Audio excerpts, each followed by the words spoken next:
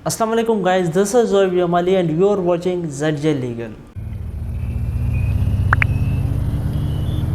आज का जो हमारा टॉपिक है वो है बेल, ज़मानत। आज के इस टॉपिक में हम सिर्फ और सिर्फ ब्रीफली देखेंगे कि बेल क्या है, उसके मेनली क्या टाइप्स हैं, बेल का ऑब्जेक्ट क्या है, इन चीज़ों को ब्रीफली देखेंगे। और उसके बाद हम टाइप्स जैसा कि प्रोटेक्टिव बेल हो गया तो उस पर एक डिटेल वीडियो बनाऊंगा। उसके बाद bail before arrest, bail after arrest, उस पर सेपरेटली डिस्कशन करेंगे। आज हम सिर्फ और सिर्फ ब्रीफली देखेंगे। सबसे पहले हम देखते हैं कि ज़मानत है क्या, बेल क्या है।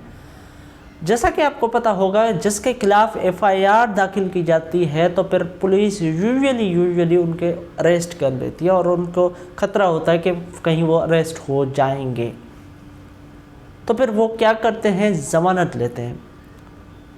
अब ज़मानत क्या है?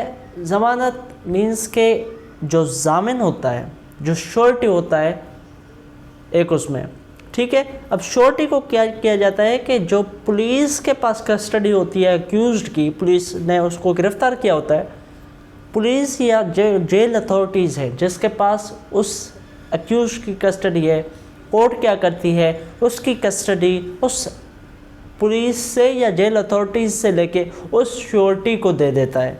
तो इसे हम कहते हैं कि ये है ज़मानत, कि वो जामिन हो गया। जामिन किस चीज़ का हो गया कि अगली तारीखों में जो अक्यूज़ड है, जो मुल्ज़िम है, वो अदालत में पेश होगा। This is called the bail. अब बेल का जो ऑब्जेक्ट है वो ये है कि जो जामिन है वो उस अक्यूज़ड को अदालत में पेश करने का पाबंद है। फॉर सपोज 6 महीने केस चलता है, ट्रायल चलता है, या सालों साल यहाँ पे ट्रायल्स चलते हैं, तब तक के लिए जो है वो अक्यूज़ को गिरफ़्तार नहीं रखा जा सकता, क्योंकि एक तो बर्डन आ जाएगा स्टेट के ऊपर, और उसके अलावा उसकी जो लिबर्टी है, जो कि उसका फंडामेंटल राइट है, आई थिंक आर्टिकल 9 के तहत, तो वो भी वायोलेट होगी, क्योंकि accused is always presumed to be innocent. वो अब तक अक्यूज्ड है, ना कि वो कोई कन्विक्टेड है। अब ये चीज़ याद रखिएगा यहाँ पे कि बेल हमेशा इस चीज़ पे के बुनियाद पे रिफ्यूज़ नहीं की जा सकती कि एज अ पनिशमेंट उसे रिफ्यूज़ किया जाए, क्योंकि वो तो अभी तक मुल्ज़िम है, वो मुजरिम नहीं है। अब हमने मीनिंग भी देख लिया, हमने ऑब्जेक्ट भी देख लिया। अब हम आ जाते हैं टाइप्स। मेनली 3 टाइप्स हैं। उसके अलावा बेल कन्विक्शन के बाद भी होती है, लेकिन उन चीज़ों को अभी हम डिस्कस नहीं करते, सिर्फ मेनली जो 3 टाइप्स हैं उनको डिस्कस करते हैं। सबसे पहला प्रोटेक्टिव बेल। प्रोटेक्टिव बेल ये होता है कि किसी को भी अगर ख़तरा होता है कि मुझे पुलिस गिरफ़्तार कर देगी, FIR दर्ज हो चुका है, फॉर सपोज FIR दर्ज हो गया है कराची में और जो मुल्ज़िम है वो है इस्लामाबाद में।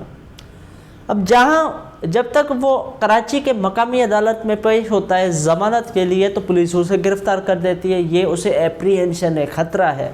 तो फिर वो क्या करेगा कि इस्लामाबाद में है तो इस्लामाबाद की हाई कोर्ट से रुजू करेगा और वहाँ से प्रोटेक्टिव बेल लेगा कि मुझे बेल ज़मानत दिया जाए, प्रोटेक्टिव, कि मैं जो मकामी अदालत है, जो कंसर्न्ड अदालत है, वहाँ से जाके बेल ले लूँ। So this is called the protective bail. उसके बाद आ जाती है हमारे पास pre arrest bail. Pre arrest bail क्या होता है? प्री अरेस्ट बेल ये कि जिस किसी के खिलाफ भी FIR दर्ज होती है, वो अदालत में जाके, सेशन कोर्ट में या हाई कोर्ट में जाके प्री अरेस्ट बेल गेन कर लेता है।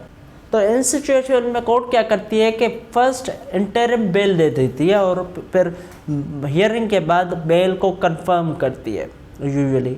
अब आप देखें, प्री अरेस्ट बेल और पोस्ट अरेस्ट जो बेल होती है उसके ग्राउंड्स पे दिन रात का फ़र्क है, उनमें फ़र्क है। और क्या फ़र्क है वो हम बाद में डिस्कस करेंगे जब हम सेपरेट वीडियोस उसके हवाले से बनाएंगे। आज हम वो चीज़ें डिस्कस नहीं कर रहे। अब हम आ जाते हैं post arrest bell. Post arrest bail क्या है? एक बंदा गिरफ़्तार हो गया है, अब उसके खिलाफ इन्वेस्टिगेशन वगैरह भी कंप्लीट कर रखी है, वो जुडिशल रिमांड पे भी चला गया है। यूजुअली जुडिशल रिमांड में जो है वो बेल दी जाती है और जो फिज़िकल रिमांड है उसके दौरान बेल देना एक जिसके अवॉइड किया जाता है। अब इन्वेस्टिगेशन भी कंप्लीट हो गई है तो अक्यूज्ड नो मोर रिक्वायर्ड है, तो फिर पुलिस से वो जो कस्टडी है वो ले ली जाती है, या जेल अथॉरिटीज़ के पास है तो जेल अथॉरिटीज़ से भी कस्टडी लेके जामिन जो कि होता है उसको दिया जाता है। इसे हम कहते हैं पोस्ट अरेस्ट बेल। अब हमारे पास ऑफेंसेस भी दो टाइप्स के हैं, एक होते हैं बेलेबल ऑफेंसेस, दूसरे होते हैं नॉन बेलेबल ऑफेंसेस। अब हमें कैसे पता चलेगा कि बेलेबल ऑफेंसेस है या नॉन बेलेबल ऑफेंसेस है? सीआरपीसी जो कि कोड ऑफ क्रिमिनल प्रोसीजर है उसके आप सेकंड शेड्यूल में चले जाएं। अब सेकंड शेड्यूल में जब आप जाएंगे तो वहाँ पे आपको पता चल जाएगा कि कौन सा ऑफेंस जो है वह बेलेबल है, कौन सा ऑफेंस नॉन बेलेबल है। जैसा कि तारिक बशीर केस के हवाले से मैंने एक वीडियो बनाई थी जिसका लिंक आपको आई बटन में मिल जाएगा, उसमें ये हेल्ड किया गया कि बेल जो है वो बेलेबल ऑफेंसेस पे अक्यूज्ड का राइट है कि उसे हर हालत में बेल दी जाएगी। इवन मैं एक लेक्चर सुन रहा था जस्टिस आसिफ सईद खनकोसा जो कि हमारे चीफ जस्टिस भी रहे हैं, उस दौर का ही एक उसका लेक्चर था। वो कह रहा था कि इवन 496 जो कि बेलेबल ऑफेंसेस है उसके लिए एप्लीकेशन की भी ज़रूरत है, ये वो अक्यूज का राइट है कि उसे बेल मिलनी चाहिए।